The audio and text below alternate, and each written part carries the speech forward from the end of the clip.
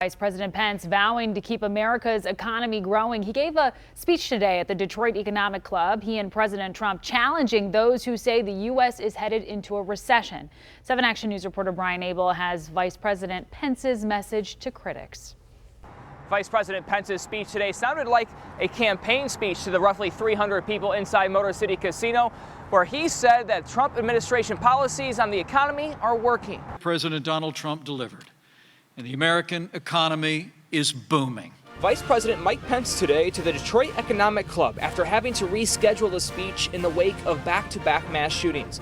Pence making the case that the Trump administration's policies, including tax cuts and trade reform, are fueling the economy. There are more Americans working today than ever before in the history of this country. But just today, a new survey finding 74% of the 226 economists questioned say a recession is pending in the next 2 years, following potentially troubling economic indicators. Pence addressing the concern, saying it will only happen if a Democrat occupies the White House.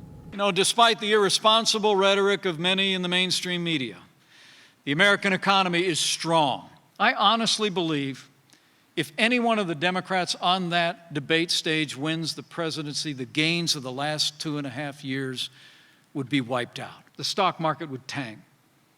Jobs would vanish, and we would get that recession these naysayers keep talking about. People at Motor City for the VP's speech weighing in. I think that we will have one. I think it's cyclical. I think that it happens, but I think that with this administration, it'll be very quick.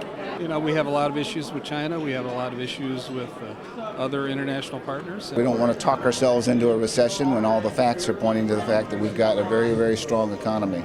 And a surprise guest today, HUD Secretary Ben Carson. He, along with the Vice President, went to Carson's childhood home here in Detroit after the speech before they both headed back to D.C. In Detroit, Brian Abel, 7 Action News.